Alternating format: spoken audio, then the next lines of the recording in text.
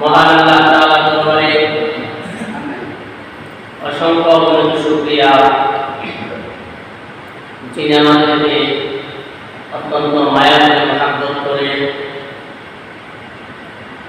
যাচাই বাছাই করে শুক্রবার দিন মসজিদে এসে জুমার নামাজ আদায় করার জন্য এবং দিনের কিছু কথা বলার জন্য শোনার জন্য তৌফিক দিয়েছেন। এজন্য আসুন মেহেরবান দয়াময় আল্লাহ তাআলার দরবারে অন্তরস্থল থেকে শুকরিয়া আদায় করে দিচ্ছি। আলহামদুলিল্লাহ।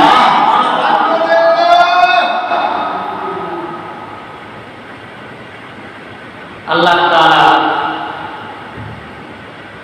এই সমস্ত চেয়ারের মধ্যে বসায়া কোরআন হাদিসের কিছু বয়ান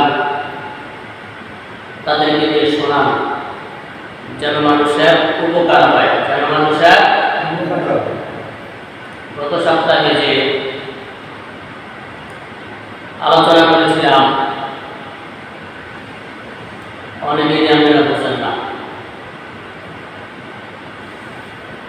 আবু লাহাব কি কাফের না মুসলমান জিজ্ঞাসা করায় অনেক কিছু বলতে পারে না।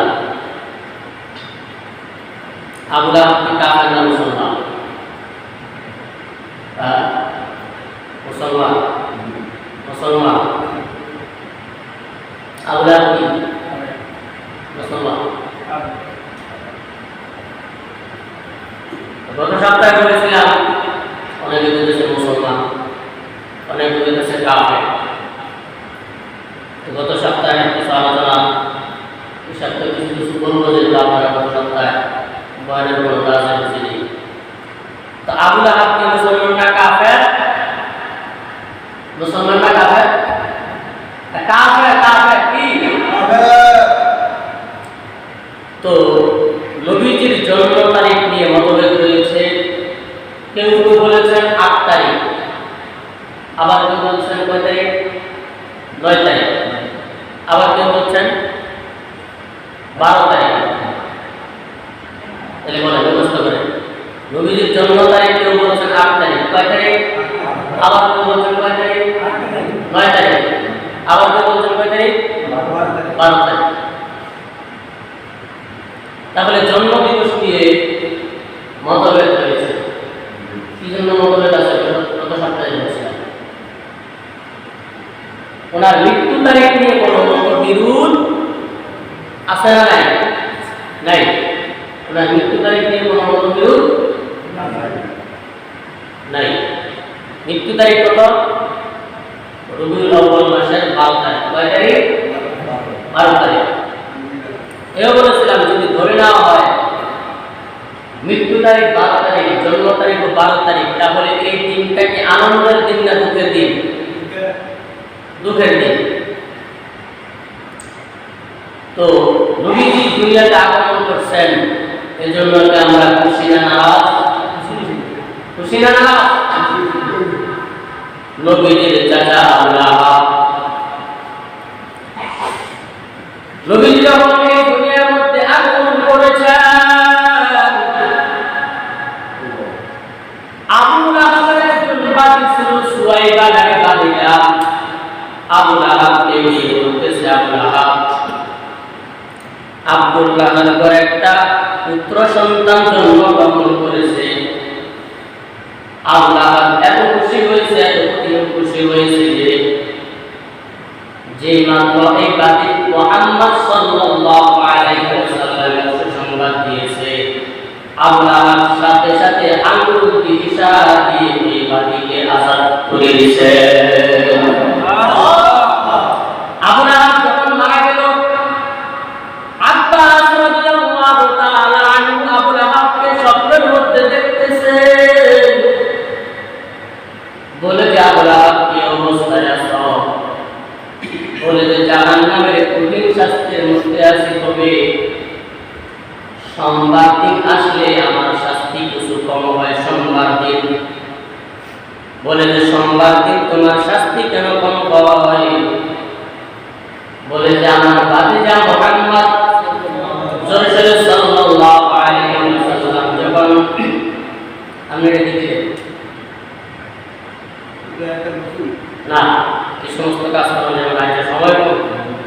25 দেওয়ার গেলাম অন্য কোনো কথা নেই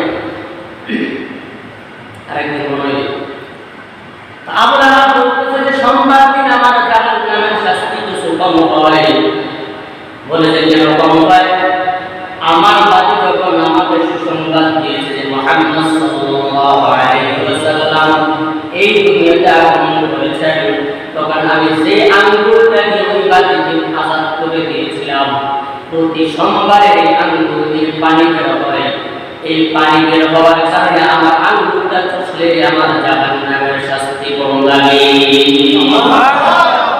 ইয়া আদি মুঝসে মুঝকো ताकि देखो मुझे में तुझको एक नजर हो रीमा जितनी दावत है तू सबसे बदतर नेमत दीदार तू या इलाही तू मेरा माशूक है या इलाही तू मेरा महबूब है তাহলে নবীজি দুনিয়াতে আসার কারণে আবু লাহাব খুশি হয়েছে না নারাজ হয়েছে খুশি হওয়ার কারণে লাভ হয়েছে কি তাহলে নবীজি দুনিয়াতে আসার কারণে আমরা খুশি না নারাজ যদি আমরা খুশি হই তাহলে এর মাধ্যমে আমাদের কোনো লাভ হবে শুধু কি নবীকে মহব্বত করলে লাভ হবে নাকি নবীজির সুন্নতকে আমাদের জীবনে ফিট করতে হবে নবীজির সুন্নতকে জীবনে ফিট করলে পরিপূর্ণ শান্তি আর কামিয়াবি পাওয়া যাবে দুনিয়া এবং আখিরাতে তাহলে এই 12 রবিউল আউয়াল আসছে এই 12 রবিউল আউয়ালে দেখা যায় কিছু ভাইকে তারা বিরাট আকারের মিছিল বাইর করে মিছিলের মধ্যে বিভিন্ন ধরনের পতাকা বিভিন্ন ধরনের ফিস্টুন বিভিন্ন ধরনের তারাবির সাজসজ্জা করে মিছিল মিটিং করে সারা বছরের মধ্যে রবিউল আউয়াল মাস আসলে জশ্নে জুলুস ঈদে মিলাদুন্নবী পালন করে আর সারা বছর নবীর সুন্নতের খবর নাই ঠিক কি না তাহলে কি আমরা তাদের মতো পাগলামি করব নাকি সমস্ত উম্মতের ভালোবাসাকে যদি নবীজির ক্ষেত্রে এক পাল্লায় রাখা হয় আর একজন সাহাবীর ভালোবাসাকে যদি আরেক পাল্লায় রাখা হয় একজন সাহাবীর ভালোবাসার পাল্লাটা আল্লাহর দরবারে হয়ে যাবে সুবহানাল্লাহ তাহলে আমি বলেছিলাম আবু তালহা রাদিয়াল্লাহু তাআলা আনহু সাহাবীর নাম আবু তালহা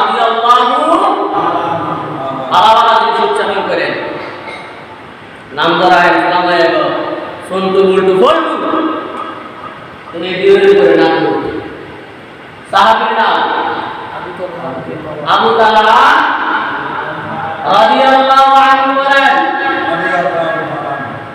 আল্লাহ বলতে সাহাবায়ে কেরাম রাদিয়াল্লাহু আনহু আপনার কি বলতে কোনো সমস্যা সিল্লাহ বলেন রাদিয়াল্লাহু আনহু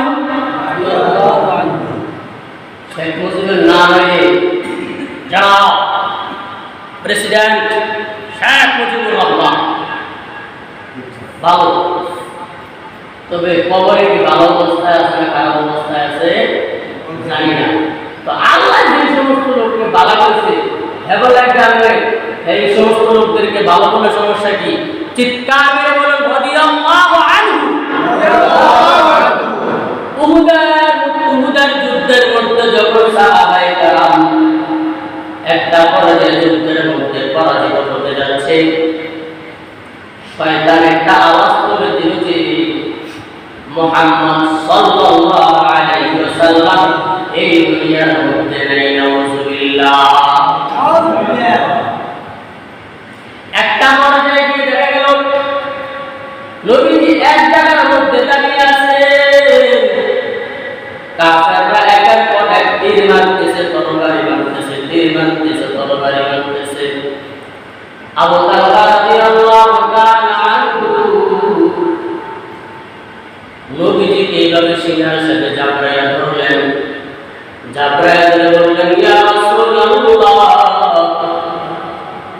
আপনি মাথা নিচু রাখুন, মাথা উঁচু করবেন না। আমি যতক্ষণ পর্যন্ত জীবিত আছি আপনার গায়ের মধ্যে একটা তীর তরবারি ঢুকতে দিব না। আবু তালহা রাদিয়াল্লাহু তাআলা আনহু নবীজিকে কেমন ভালোবাসতেন।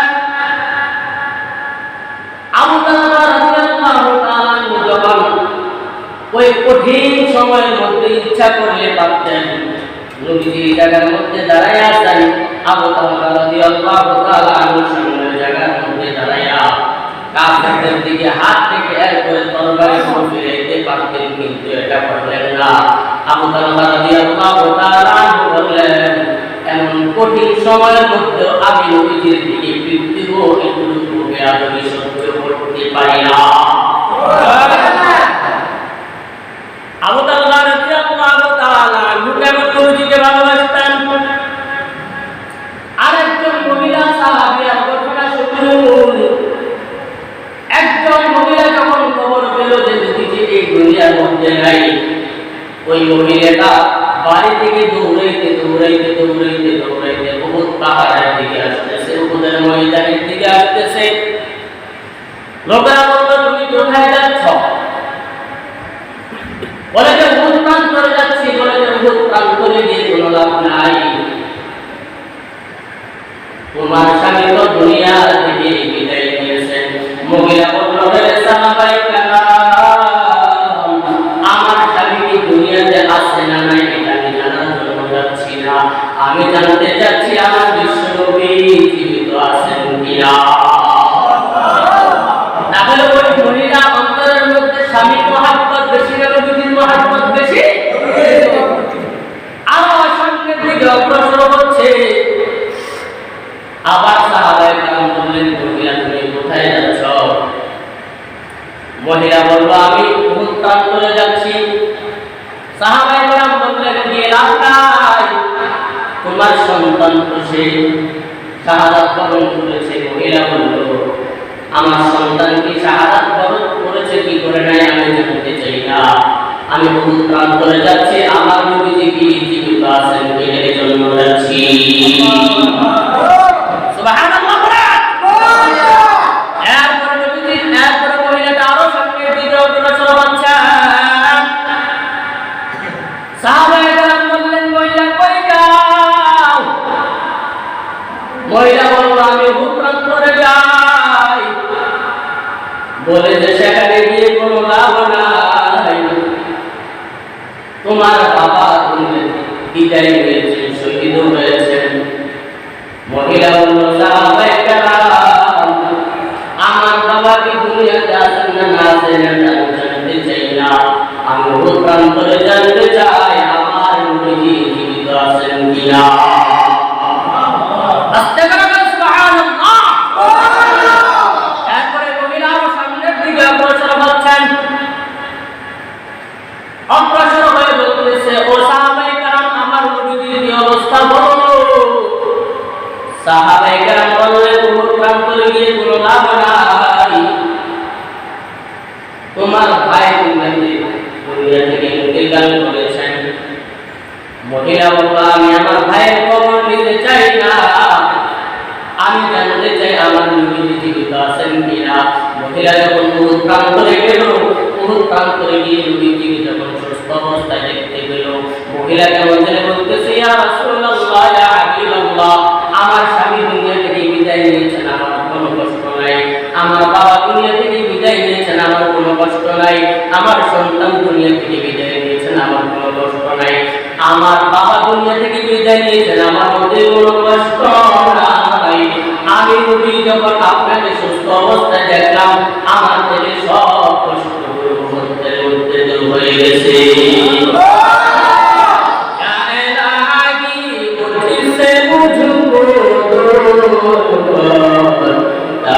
देखो मुझे तुझको एक नजर जन्नत को दो, जो से यार प्यार करो, आरज़ू में मैं तुझे देखा करूं। তাহলে আমি যে কথা বলতেছিলাম,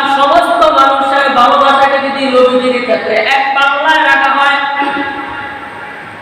আরেকজন আদনা থেকে আদনা সাহাবীর ভালোবাসা যদি নবীজির ক্ষেত্রে এক পাল্লায় রাখা হয়, আপনারা বলেন তো দেখি কাদের ভালোবাসার পাল্লাটা আমাদের কাছে ভারী হবে? কথা বুঝুন, আপনার দিকে সুবহানাল্লাহ, সুবহানাল্লাহ কথা কি বলছে?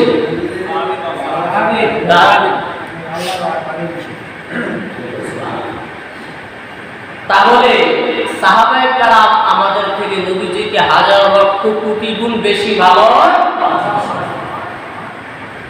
তো এখন এই যে 12 রবিউল আউয়াল আসলে একদম যে মিছিলের নেতালায় ফিডাফিডি মারামারি আনন্দ মিছিল করে তারা যে কাজ করে আমরা এই কাজ করবো না, সাহাবায়ে কেরাম যে কাজ করেছেন আমরা সেই কাজ করব।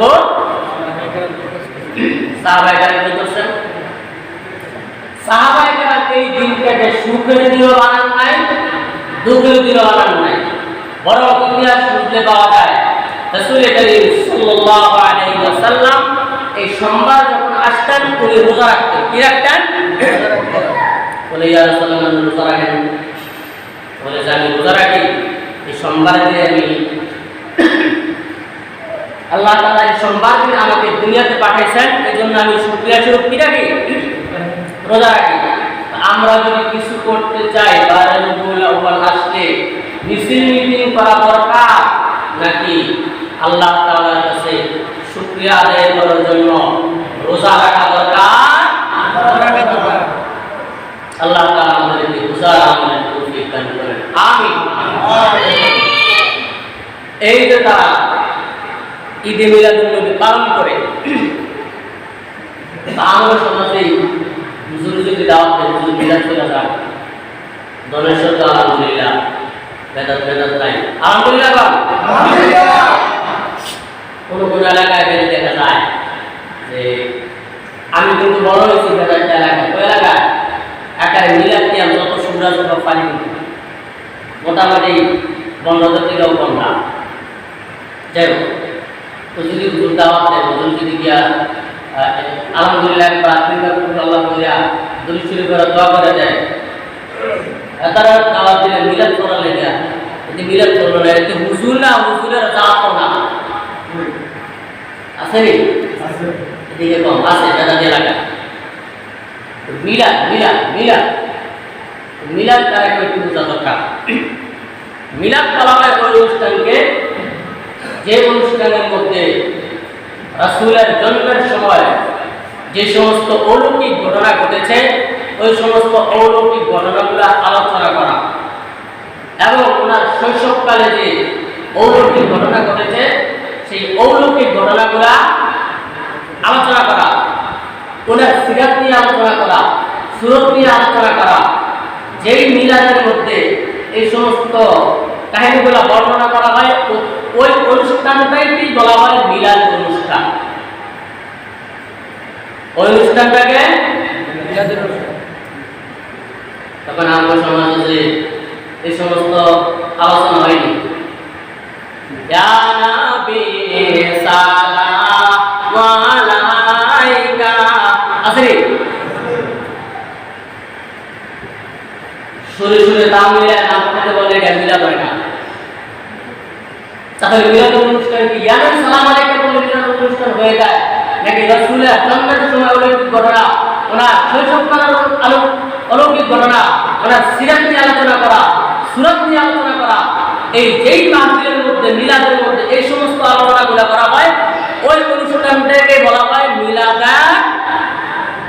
আস্তে করে এখন ওই অনুষ্ঠানটাকে বলা হয়, ওই অনুষ্ঠানটার নাম কি? মানে মিলাদের অনুষ্ঠান। শাহ ওলিউল্লাহ রাহমাতুল্লাহি আলাইহি উনি বলেন যে আমি একবার মক্কা শরীফ নবীজির জন্মস্থানে মিলাদের অনুষ্ঠান হইতেছে, মিলাদাত। ওই মিলাদের অনুষ্ঠানের মধ্যে দেখি একটা নূরের আলো প্রজ্বলিত হয়ে উঠছে। ওটা কি? ওটা হলো যেহেতু নবীজির নামে প্রকৃতপক্ষের মিলাদ করা হচ্ছে এজন্য আল্লাহ তাআলা আসমান থেকে রহমত এবং বর্ষণ, রহমত এবং নাযারাত আলাইহিমুস সাকিনা নাযিল করে দিয়েছেন ওই অনুষ্ঠানের মধ্যে। সুবহানাল্লাহ। তাহলে প্রকৃত পক্ষের মিলাদ অনুষ্ঠানের মধ্যে আল্লাহ তাআলার রহমত নাযিল হয়নি। কথা বলেন। বুজুর্গানে দিনের এমন কিছু চক্ষু আছে যে চক্ষু দ্বারা তারা এমন কিছু দেখতে পারেন যেগুলো আমরা দেখতে পারি না। আব্দুল আজিজ দাব্বাগ রাহমাতুল্লাহি আলাইহি নামে একজন বড় বুজুর্গ ব্যক্তি ছিলেন, কিন্তু এত বড় তিনি শিক্ষিত ছিলেন না, এমনকি কোরআন শরীফটাও পর্যন্ত উনি বাবা করে দেখতে পড়তে পারতেন না, কিন্তু অনেক বড় উঁচুমাপের বুজুর্গ ব্যক্তি ছিলেন। আব্দুল আজিজ দাব্বাগ রাহমাতুল্লাহি আলাইহির সামনে যখন কোন মানুষ আরবি বাক্য পাঠ করত, উনি বলে দিতে পারতেন যে এটা হলো কোরআন শরীফের আয়াত, এটা হলো হাদিস শরীফের আয়াত, এটা হলো জাল হাদিস, এটা হলো বানোয়াট হাদিস, এগুলো হলো মিথ্যা কথা নবীজির নামে। অনেক মানুষ বলতো, ও আল্লাহর ওলি, আপনি তো ভালো করে কোরআন শরীফটাও পড়তে পারেন না, কিন্তু যখন আপনার সামনে এই সমস্ত আরবি বাক্য বলা হয়, আপনি কিভাবে বলতে পারেন কোনটা কোরআন শরীফের আয়াত, কোনটা হাদিস শরীফের আয়াত, কোনটা কোরআন না কোনটা হাদিস না? আব্দুল আজিজ দাব্বাগ রাহমাতুল্লাহি আলাইহি বলেন, যখন আমার সামনে কেউ কোরআন শরীফের আয়াত তেলাওয়াত করে, তখন আমি তার মুখ থেকে সূর্যের আলোর ন্যায় একটা নূর বের হতে দেখতে পাই। যখন কেউ হাদিস শরীফ আমার সামনে তেলাওয়াত করে, তখন সূর্যের আলোর মতো না, চন্দ্রের আলোর মতো তার জবান থেকে একটা আলো দেখতে পাই। এই আলোর মাধ্যমে আমি বুঝতে পারি এটা নবীজির হাদিস। আর যখন কেউ আরবি বাক্য বলে, আমি যখন দেখতে পাই না যে তার মুখের থেকে সূর্যের আলো নিয়ে আলো বের হয়েছে, তাও না চন্দ্রের আলোর মতো আলো বের হয় নাই, তখন আমি বুঝতে পারি এটা কোরআন শরীফের আয়াত না, এটা হাদিস শরীফ না। আস্তে করে না, আল্লাহ চিৎকার মেরে বলুন সুবহানাল্লাহ। তাহলে ইমাম আযম আবু হানিফা রাহমাতুল্লাহি আলাইহি আরেকটা কথা শুনুন। ইমাম আযম আবু হানিফা রাহমাতুল্লাহি আলাইহি যখন কুফার জামে মসজিদের মধ্যে ওযু করতেছিলেন, আবু হানিফা রাহমাতুল্লাহি আলাইহি বললেন, এই যে ওযুর পানির মধ্যে আমি মা বাবার নাফরমানির গুনাহ দেখতে পাচ্ছি। পরে তালাশ করতে করতে করতে করতে করতে একজন যুবককে গিয়ে বলল, হে যুবক ভাই, তুমি কি তোমার মা বাবার নাফরমানি করেছো কিনা? বলে যে আমি আমার মা বাবার নাফরমানি করেছি। এটা আপনারা কেমনে জানেন? বলে যে ইমাম আযম আবু হানিফা রাহমাতুল্লাহি আলাইহি এই ওযুর পানির দিকে তাকাইয়া সাথে সাথে বলে দিয়েছেন, এই ওযুর পানির মধ্যে আমি মা বাবার নাফরমানির গুনাহ দেখতে পাচ্ছি। ওই যুবক বলল, হ্যাঁ, ইমাম আযম আবু হানিফা রাহমাতুল্লাহি আলাইহি সত্য কথা বলেছেন। আবু হানিফা ইমামে বাসফা আসিরাজে উম্মতানি মুস্তাফা। তাহলে প্রকৃত পক্ষের মিলাদ মাহফিলের মধ্যে আল্লাহ তাআলা রহমত এবং বরকত নাযিল করেন কিনা? তাহলে 12 রবিউল আউয়াল আসছে, এখন কি আমাদের জন্য শিক্ষণীয় ওই মিলাদ মাহফিলের মতো অনুষ্ঠান কইরা, মিছিল মিটিং বাইর কইরা, যেরকম সালাফালে লাভালে করা, নাকি সোমবার দিন নবীজির জন্ম উপলক্ষে খুশি হয়ে রোজা রাখা? রোজা রাখবেন তো? আল্লাহ পাক কবুল করেন, বলেন আমিন। এই একটা বিষয়। আরেকটা বিষয় হলো, আপনারা জানেন কুমিল্লার নানুদিঘির পাক, নানুদিঘির পাক অনুষ্ঠানের মধ্যে, মূর্তি পূজার মধ্যে মূর্তির পায়ের নিচে কোরআন শরীফ রেখে দেওয়া হয়েছে। সবাই জোরে জোরে নাউযুবিল্লাহ বলেন না। আল্লাহ বলেন, ইন্না নাহনু নাযালনা যিকরা ওয়া ইন্না লাহু লাহাফিজুন। আমি এই কোরআন শরীফকে নাযিল করেছি, এই কোরআন শরীফের হেফাজতের জিম্মা আমি নিয়ে নিলাম। আল্লাহ পাক সমস্ত কাজকর্ম সিস্টেম অনুযায়ী করেন। আমাদের চোখের সামনে যখন এই অপকর্ম হয়ে গেল, আমাদের ইমানি দায়িত্ব হলো ঘরের মধ্যে বসে না থেকে রাজপথে নেমে যাওয়া। যারা এই সমস্ত অপকর্ম করেছে, কোরআনকে অবমাননা করেছে, তাদেরকে বিচার না করা পর্যন্ত আমরা ঘরের মধ্যে ফিরবো না। ধরে বলেন ঠিক কিনা? যেই মন্দিরের মধ্যে অপকর্ম করা হয়েছে, আমাদের আবদার থাকবে সেই মন্দিরকে যেন কিয়ামত পর্যন্ত নিষিদ্ধ করার ঘোষণা করা হয়। ধরে বলেন ঠিক কিনা? যেই কুলাঙ্গার এই কাজ করেছে, কোরআনকে অবমাননা করেছে, শুধু কোরআনকে অবমাননা করার মাধ্যমে শুধু কোরআন অবমাননা হয় নাই, কোরআনকে অবমাননা করার মাধ্যমে আল্লাহকে অবমাননা করেছে, রাসূলকে অবমাননা করেছে, ওলামায়ে কেরামকে অবমাননা করেছে, হাফেজদেরকে অবমাননা করেছে। স্পষ্ট ভাষায় বলে দিতে চাই, ভবিষ্যতে যদি আর এরকম ফাঁসদারিমূলক আলোচনা করা হয়, তোদেরকে সামান্যতম তোমাদেরকে এরকম সুযোগ দেওয়া হবে না। ধরে বলেন ঠিক কিনা? আমাদের উপরে যারা আছে ওনারা বলছেন যে আমাদের ইমানি দায়িত্ব তো আছে। কি বলেন? ইউনিয়ন ভিত্তিক মিছিল হবে না, থানা ভিত্তিক দাউদকান্দি থানার মধ্যে মিছিল হবে। আজকে জুমার নামাজের পরে যারা পারেন সেই মিছিলের মধ্যে অংশগ্রহণ করবেন। করবেন কিনা? আল্লাহ পাক কবুল করে নেন। আরেকটা বিষয় হলো যে এই 1 তারিখে, গত মাসের 1 তারিখে এখানে মশওয়ারা হয়েছিল। মশওয়ারার মধ্যে সিদ্ধান্ত হয়েছে যে অনেক কাজ আমরা তাবলীগের কাজ 10 ভাগের 1 ভাগ করি। আমিও করতে একটা জামাত বার করা হবে, সেটা করে। আরেকটা হলো যে ইস্তেমা। তো এক আলেম বললেন যে শ্রমিকদের ইস্তেমা দেওয়া হবে না, ব্যবসায়ীদের ইস্তেমা। আরেকজন বললো যে না, ড্রাইভারদের ইস্তেমা। তো আমি বললাম যে এখন যেহেতু শ্রমিকরা অবসর, তাদের ইস্তেমাটা যদি এখন দেওয়া হয় তারা অংশগ্রহণ করতে পারবে। যখন কয়েকদিন পরে শীত শুরু হইব, আলোচনা করতে যাবেন না, আমরা করে খাওয়া দাওয়া করতে পারে। কি বলেন? তো এখন কৃষক যারা আছেন, শ্রমিক, তারা অপশন না। আমি আমির সাহেবের কাছে এই প্রস্তাবটা রাখলাম। আমির সাহেব বললো হ্যাঁ ঠিকই আছে। যারা ড্রাইভার, ব্যবসায়ী, তারা পরবর্তীতে ইস্তেমা দিতে চাইতে পারবে। তো শ্রমিকরা যখন কাজ শুরু হয়ে যাবে তারা এই কাজের মধ্যে অংশগ্রহণ করতে। এখন শ্রমিক যারা আছেন, কৃষক যারা আছেন, আপনারা এখন তো মোটামুটি অপশন না। এই জন্য আপনাদের জন্য আগামী শুক্রবার 22 তারিখ চক্রতলা বাজার মসজিদে ইস্তেমা দেওয়া হয়েছে। কাদের ইস্তেমা? শ্রমিকদের। কাদের? শ্রমিকদের। শ্রমিক যারা আছেন 100% 100 জনই যাবেন, আর অন্যরা বাকিরা চাইলেও যেতে পারেন। আপনাদের ইস্তেমা পরবর্তীতে দেওয়া হবে। এই ইস্তেমাটা কার জন্য? শ্রমিকদের জন্য। বেশি দূরেও না, বেশি কাছেও না। জুমার নামাজের পরে খানার আয়োজন আছে, এটা আবার বেশি বাইরে দূরে নেয়, আবার খানা দিয়া শেষ করতে পারবো না। 3টা শেষ লিখে দিচ্ছি। আচ্ছা, যাই হোক, আরেকটা কথা মনে করাই দিল। আমার মনে আছে আল্লাহ আপনাকে যাচাই দান করেন, চিৎকার করে বলুন আমিন। 4 নম্বরের কাজ হলো এই জীবনে মোটামুটি এই মাদ্রাসা লেগা কালেকশন মোটামুটি করছি, মসজিদের লেগেও করছি।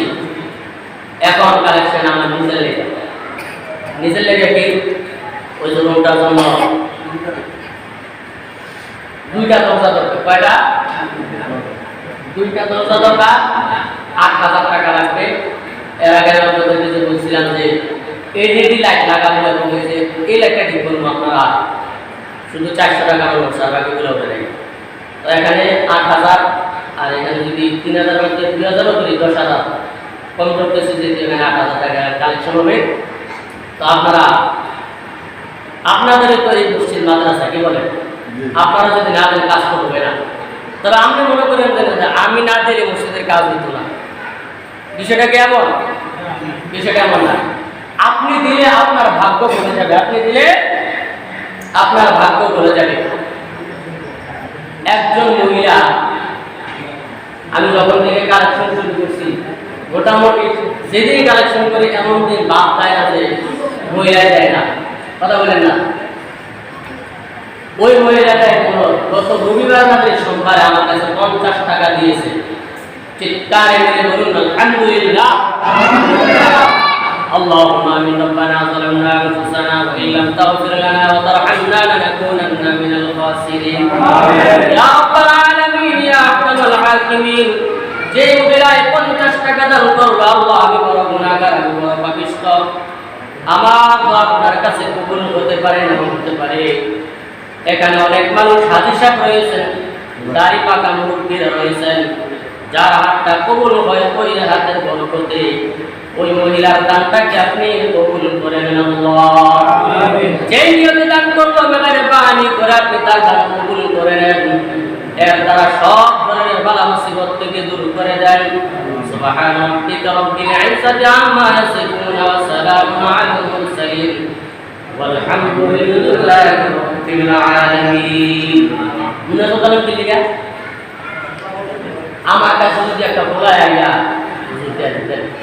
যুদ্ধের না, আমার কাছে যদি টাকা নাও থাকে, আমি হাওলাত করে হইল তার হাতটা টেয়া দিল, কি কর আল্লাহর কাছে দোয়া করতেছি, আল্লাহ তো কবুল করে দোয়া করে যদি আল্লাহ কাছে আল্লাহ দেন দেন দেন দেন দেন, এই দোয়াটা আল্লাহ ফেরত দেয় না।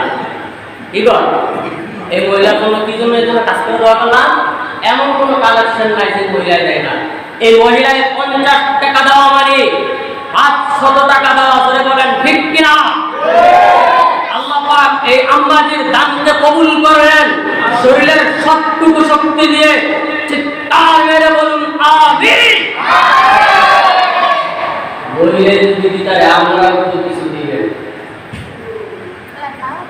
50 টাকা 100 টাকা 200 টাকা 500 টাকা 1000 টাকা 3000 টাকা 3000 টাকা, যে পরিমাণ দান করবেন আল্লাহর কাছে দোয়া করা হবে। রবিউল আউয়াল মাস চলতেছে, কি মাস? রবিউল আউয়াল মাসে নবীজির জন্ম হয়েছে। কি হয়েছে? নবীজির জন্ম হয়েছে। আমার পুত্র জন্মগ্রহণ করছে, নাতিও জন্মগ্রহণ করছে, আকিকার জন্য আরে বাপরে 2 খাসি উঠাইছেন। এরপরে মুসলমানি লাইগা কত রকমের আকাম করতেন, 14 রকমের ব্যবস্থা করছেন। ও 150 টাকা দিয়ে লাইছেন 20,000, গরু কিনা লাইছেন, ছাগল কিনা লাইছেন। আপনার ছেলের জন্মদিন উপলক্ষে মুসলমান উপলক্ষে, তাহলে খুশি হইতে করছেন এটা নাকি? তাহলে আপনার ছেলে দুনিয়াতে আসছে এজন্য বেশি খুশি না আমার রাসূল এই দুনিয়াতে আসার কারণে বেশি খুশি? তাহলে আমার রাসূলটা এই রবিউল আউয়াল মাসের মধ্যে দুনিয়াতে আসছেন, আপনারা কি খুশি না?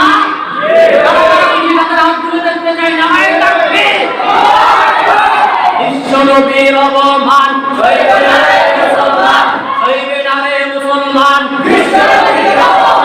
বিশ্বনবীর অবমান হইবে না রে মুসলমান, আল কোরআনের অবমান হইবে না রে মুসলমান। নারায়ে তাকবীর, আল্লাহু আকবার। আপনার আমি ইচ্ছা করলে আপনাদের হাতগুলো উঠিয়েছেন, কইতে পারলাম বলে যে একটা হাত নামাইবেন না, সবাই বিসমিল্লাহ করে হাত দেন, 2 টাকা 10 টাকা করে যার হাতে যা ওঠে উঠাই দেন। এটা একটা পারলাম না কেন? এই কালেকশন একটু বড় কালেকশন। কি কালেকশন? 8,000 টাকা দরজার জন্যই লাগবে, আর এই সমস্ত লাইট মাইট এগুলোর জন্য 2,000 টাকা লাগবে, 10,000 টাকার প্রয়োজন। আপনি হিম্মত করেন, হিম্মত করে আল্লাহ তাআলা আপনার হিম্মতকে বাড়াই দিবেন।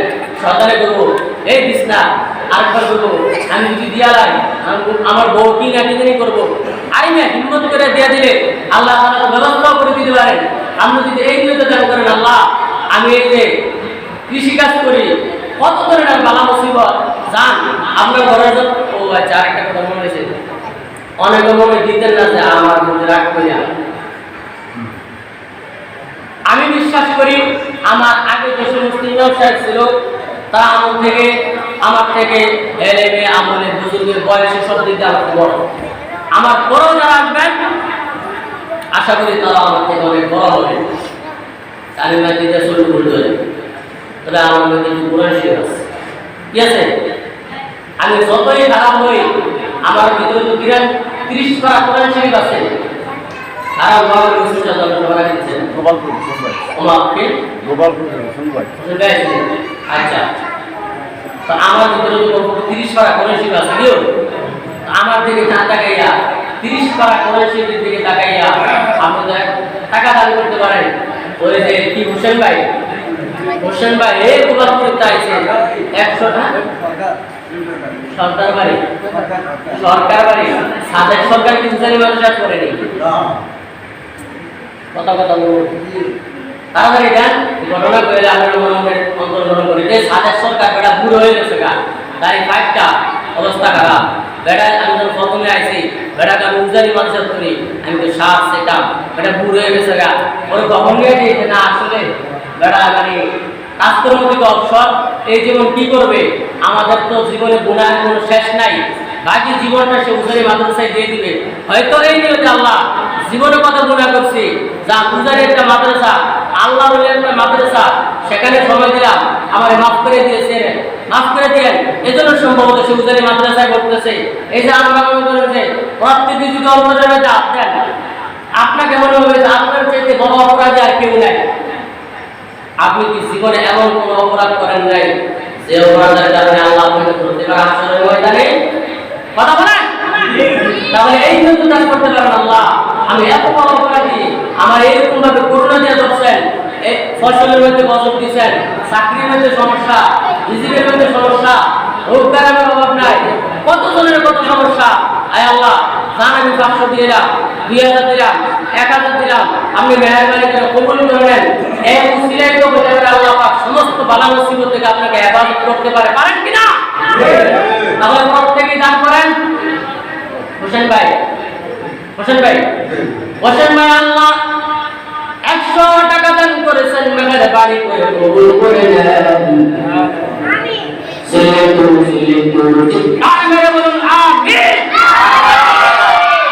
গোপালপুর থেকে এসেছে, কি জন্য এসেছে আমি জানি না। আল্লাহ হতে পারে আপনার কোরআনের মহব্বত এসেছে, সেই নিয়তে জানি আল্লাহ মেহেরবানি করে দানকে কবুল করে নেন। চিৎকার করে বলুন আমিন। তার জীবনের সমস্ত গুনাহ খাতাগুলো মাফ করে দেন আল্লাহ। আর আমরা বলেন করুণার মাধ্যমে আপনি কত মানুষদেরকে কষ্ট দিতেছেন, আল্লাহ মেহেরবানি করে হোসেন ভাইকে করুণা থেকে সব করেন, বালা মুসিবত থেকে হেফাজত করে রাখেন। চিৎকার করে বলুন আমিন। তাহলে হোসেন ভাই গোপালপুর থেকে দিতেছে 100, আমরা কেউ দিতে পারেন না, ধরেন টাকাটা দেবো। আর কে মালিকানি সাহেব নাকি কে দিয়েছিলেন? মালিকানি সাহেব আল্লাহ আমি বাড়িতে যদি আমি দাওরা পাস, কিন্তু আপনার ঘর এখনো ভাড়া দিতে পারি নাই। মালিক কাছে আব্দুল মালিক কাছে আপনি বাইতুল্লাহ করে নিয়ে গেছেন, তাহলে অবশ্যই আপনি কবুল করবেন। মেহেরবানি করে মালিক কাছে সাহেব উসিলায় আমাদের সব ধরনের বালা মুসিবত দূর করে দেন। চিৎকার করে বলুন আমিন। তাহলে এটা তো হে উসিলা দিয়ে আমি এটাকে দোয়া করলাম, তাহলে এবারে কি উসিলা দোয়া চাইছে এটা তো জানা দরকার না। যায় মনের খবর রাখেন যিনি, তার নাম কি নিয়তি দিছে এটা আমি জানি না। কে জানেন? আল্লাহ কি নিয়তে দান করছেন আমি জানি না। আমাদের বাণী করে মালিক কাছে সাহেব তাকে কবুল করেন। চিৎকার করে বলুন আমিন। আর কেউ নাই 100 টাকা দিবেন। মুমিন ভাই 100 টাকা, আল্লাহ গরিব মানুষ ব্যবসা করেন, মেহেরবানি করে ব্যবসার মধ্যে আপনি বরকত দান করেন। চিৎকার করে বলুন আমিন। তাহলে আপনার কাছে 5000 টাকা দিতে হবে এমন কোনো কথা না, অল্প টাকাও যদি দান করেন, এই অল্প টাকার বিনিময়ে আল্লাহ তাআলা আপনাকে জাহান্নাম থেকে মুক্তি দিয়ে জান্নাতের মেহমান বানায় দিতে পারেন কিনা? বলে ঠিক কিনা বলেন? তাহলে জান্নাত কেন সবাই যে দেওয়া দরকার। মুমিন ভাই গরিব মানুষ, ও আমি না আশা করছি কথা মনে করে এই ডাইরেক্ট দিয়ে বেচাইছি, মুমিন ভাই দিয়ে বেচাইছি। আল্লাহ এক একজনকে দিনের এক এক কাজে কবুল করে নেন। আল্লাহ পাক এই মুমিন ভাইয়ের ব্যবসার মধ্যে বরকত দান করেন, শরীরের সবটুকুন শক্তি দিয়ে চিৎকার করে বলুন আমিন। দুনিয়ার জন্য কি দোয়া করতাম, বেড়া আমার থেকে হাজার গুণে ভালো মানুষ। জোহরের নামাজের সময় আগে চলে আসে, আসরের নামাজের সময় আগে চলে আসে।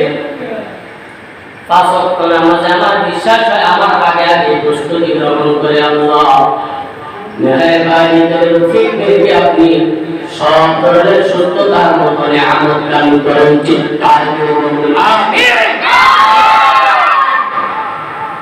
এরকম ঘুরে ঘুরে মানুষ দিতে আছে, আমরা একটু জোয়ান মানুষ দিতে আমার দরকার নাই। এরকম গরিব গরিব অনেক মানুষ দিতে আছে, আমরা তো যার কাছে টাকা পয়সা আছে একটু দেওয়ার দরকার নাই। হায় হায় রে, এ কিয়ামত যখন কায়েম হয়ে যাবে, 20 বাজে কিয়ামত যখন কায়েম হয়ে যাবে, এই মসজিদ ধ্বংস হয়ে যাবে, মাদ্রাসা ধ্বংস হয়ে যাবে। নাউজুবিল্লাহ কোন আমারই ছেলেটা কথা উল্টাও নাই, সব কিছু ধ্বংস হয়ে যাবে, বাকি থাকবে কেবলমাত্র মসজিদ এবং মাদ্রাসা। এই মসজিদ মাদ্রাসা কি বলবে আল্লাহর কাছে জানেন? বলবে আল্লাহ এ আমার মধ্যে যেইভাবে সহযোগিতা করেছে তাদেরকে যতক্ষণ পর্যন্ত তুমি মাফ না করবা ততক্ষণ পর্যন্ত আমরা ধ্বংস হব না। এই অনুযায়ী আল্লাহ তাআলা আপনাদেরকে জাহান্নামে একবার দেওয়ার চেষ্টা করবেন, আবার তাদের কথা শুনবেন, ওই শেষ পর্যন্ত আল্লাহ ইচ্ছা বাদ দিয়ে আপনাদেরকে জাহান্নাম থেকে মুক্তি দিয়ে দিবেন, জান্নাতের মেহমান বানিয়ে দিবেন। সুবহানাল্লাহ। জান্নাতের মেহমান হয়ে যাবেন নাকি মসজিদ মাদ্রাসা সাক্ষী লাগবে আপনার পক্ষে? লাগবে কিনা? মসজিদ মাদ্রাসার সাক্ষী আপনার পক্ষে লাগবে না? তাহলে এমনি এমনি সাক্ষী দিবে না, এটার মধ্যে দান করতে হবে। আপনি যদি বলেন যে আমার যে আমল, এই আমল দিয়ে আমি জান্নাতের আশা করতে পারি না, মসজিদের মধ্যে যদি মাদ্রাসার মধ্যে 500 100 1000 টাকা দান করি, এই রুচিতে যদি আল্লাহ মাফ করে দেন, নেন আল্লাহ আমি 1000 টাকা দিয়ে দিলাম, 100 টাকা দিয়ে দিলাম, 500 টাকা দিয়ে দিলাম, এই নিয়ে তো দান করতে পারেন। আর সমস্যার তো কোনো শেষ নাই, কত মানুষের কত সমস্যা। একজনের লোক যদি কথা কই যে ভাই আমরা কি কি সমস্যা, আমার কোনো 24 ঘন্টা একটা দুঃখ কষ্ট করে শেষ করতে পারত না। তাই দুঃখ কষ্ট শেষ করা যাবে? তাহলে আমার কাছে যদি বলেন আমি কি আপনি দুঃখ কষ্ট লাঘব করতে পারবো নাকি আল্লাহ করবেন? কথা বলেন আল্লাহ করবেন। আল্লাহ করবেন কি এমনি করবেন? আল্লাহর ঘরের মধ্যে দান করলে, রাসূলের ঘরের মধ্যে দান করলে এরপরে না আল্লাহ পাক আপনার বালা মুসিবতগুলো আস্তে আস্তে দূর করবেন। কথা বলেন ঠিক কি না? তাহলে কথা জোরে কইতেছেন ঠিক, সুবহানাল্লাহ ঠিক। কই দেন না কেন? তাড়াতাড়ি দেন। আচ্ছা বয়স শুরু করে দিয়েছি 25 এর 30 এর জানি এরকম দেরি হয়ে যায়। ও মা 1000 টাকা না হলে একারে মানুষ যাইবো। কেউ বিদেশি লোক কি বলে? বিদেশি লোক কি কয়? আমনে আলাদা ব্যবস্থা করুন, মোবাইল লিখে করবেন, আলাদা বুঝতে করবেন। রব্বি মুসা ওয়া হারুন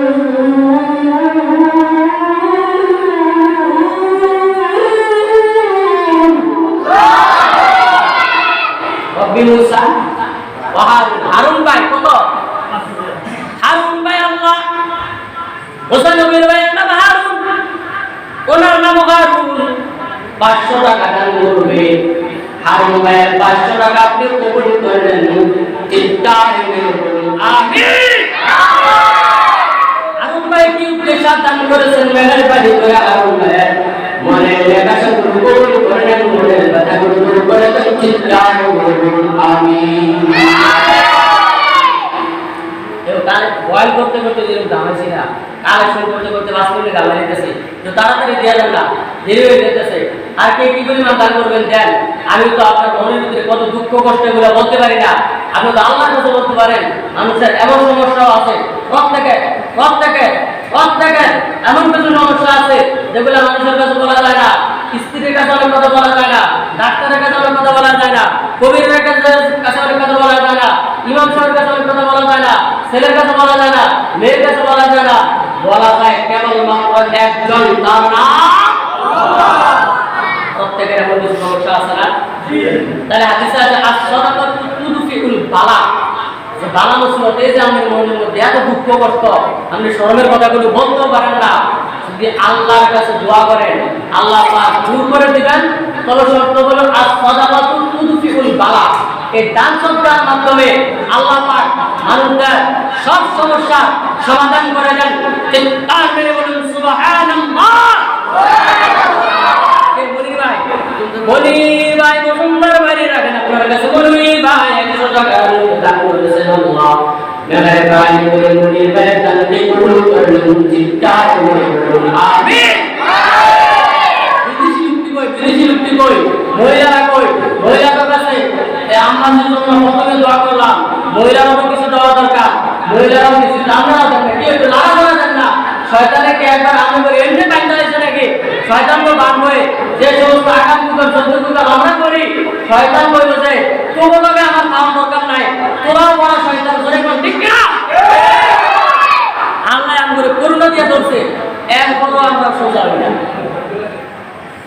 আল্লাহ আমাদেরকে করুণার মাধ্যমে ধরছে, এরপরও আমরা সোজা হই না।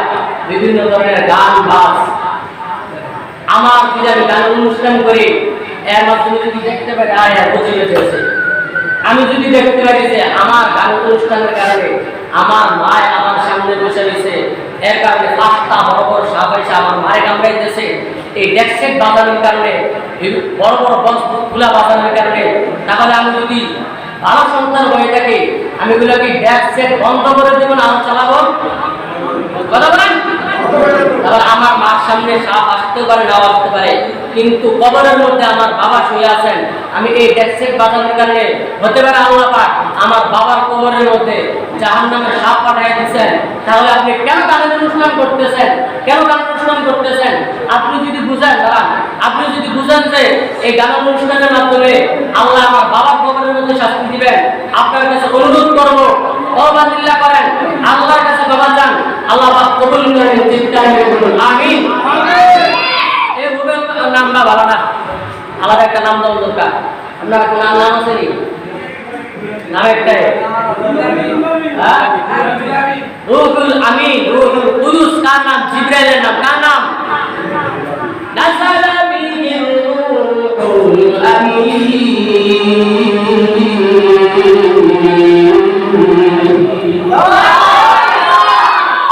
রুহুল আমিন আল্লাহকে রুহুল কুদুস যেগুলো একটা রাখবেন রুবেল কাজ হবে। নাউজুবিল্লাহ। রুহুল আমিন ভাই হয়তো সম্ভবত আগামী কালকে বিদেশ যাবেন আপনি, রবিবারে বিদেশ যাবেন, আগামী পরশুদিন। আল্লাহ মেহেরবানি করে এই বাংলাদেশ থেকে এই বিদেশ পর্যন্ত মালিকের হাতে পৌঁছার পর্যন্ত সব বালা মুসিবত দূর করে দেন। চিৎকার করুন আমিন। বিদেশ যাবেন এমনি এবার কাছে টান টান দালাল নমুর দালালের তোলাক হুজুর করে দাওয়াতে গাওয়ান, মা বাবারে গাওয়ান, মা বাবার ডেমে দেওয়ান, বন্ধু বান্ধবের দেওয়ান, খোলাবাড়ির দেওয়ান, বউরে দেওয়ান। এরপরে 200 টাকা রয়েছে, এই 200 টাকা মানে 2000 টাকা চিল্লা বলেন ঠিক কিনা? আপনি কি বেটার মতো বিদেশ যাবেন নাকি? বই রয়েছে সুস্থ সবল অবস্থায়, প্রত্যেকে তো 500 টাকা করে দান করার দরকার। আয় আল্লাহ রুবেল ভাই আরে নাউজুবিল্লাহ কোন খালি খারাপ কামরা হয়ে যায়। রুহুল আমিন ভাইয়ের 200 টাকা আল্লাহ মেহেরবানি করে কবুল করুন। চিৎকার করুন আমিন। আগে দেবেন না চাইছিলাম রবিউল আউয়াল মাস, নবীজির জন্মের মাস। আমরা যে নবীজির প্রতি খুশি একে এমনি বললে হয়ে যাবে? যদি বোঝা যায় নবীজির জন্য আমরা কিছু খরচ করতে পারি। এই যে বন্ড যারা বিশাল মিছিল বের করে এবার ঈদে মিলাদুন নবীর অনুষ্ঠান করে, ফেসবুক পতাকা, তাদের টাকাগুলো খরচ হয় না? টাকাগুলো অবশ্যই খরচ হয়, কিন্তু এই টাকাগুলো কাছে রাখে না। আপনি যদি নিয়ত করেন আল্লাহ এই সমস্ত কাজে আমি ব্যবহার করবো না, আমার রসুল দুনিয়াতে আসছেন, আমি খুশি, যান এই মসজিদ রসুলের ঘর, রসুলের ঘরের কাছে রসুলের প্রতি খুশি হইয়া আমি দিয়ে দিলাম। হায় আল্লাহ, তাহলে আল্লাহ কি খুশি হবেন না? রাসূল খুশি হবেন না? আল্লাহ এবং রাসূল যদি খুশি থাকেন, আপনার কোনো সমস্যা আছে দুনিয়া এবং আখিরাতে? তাহলে প্রত্যেক কিছু করে দান করেন ভাই। এত আপনারা কি করে হয়েছেন কেন? লা ইলাহা ইল্লাল্লাহ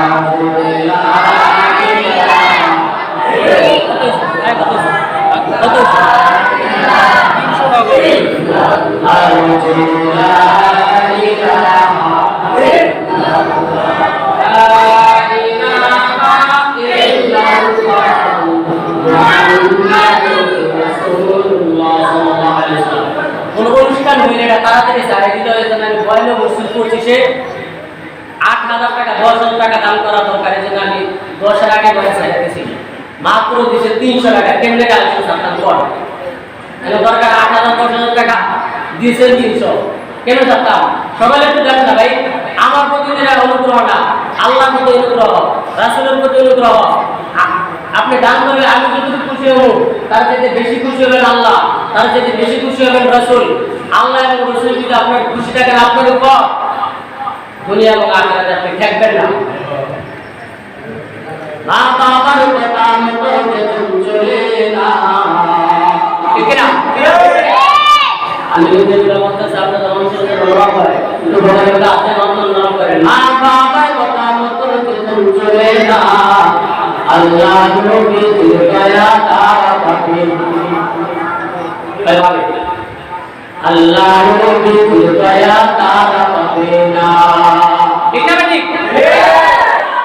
তাহলে মা বাবা দোয়া পাইতে হইলে আল্লাহ এবং আল্লাহর রাসূল আপনার প্রতি খুশি থাকতে হবে এটা ঘটনা আছে অনেক টাইম ধরে গেছে ঘটনা বলার কোনো দরকার নেই অনেক টাইম হয়ে গেছে দেন না ভাই দেন এই যুগের মধ্যে যদি দাম করেন অনেক মানুষ আছে এখানে হাদিসা অনেকের দাড়ি মাথা তারা যদি আল্লাহর কাছে কবুল দোয়া করে আল্লাহ তাআলা এটা ফিরিয়ে দিবেন না কি করতাম কোন দরকার 10,000 টাকা দিছি 300 টাকা কেমনে চাচ্তাম